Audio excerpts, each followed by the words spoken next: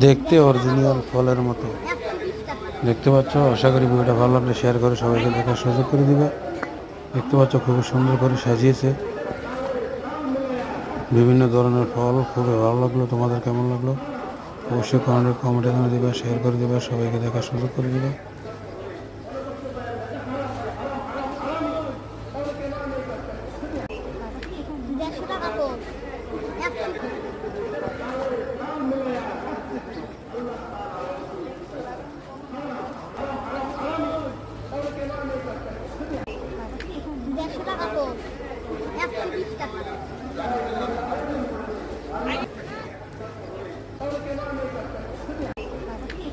টাকা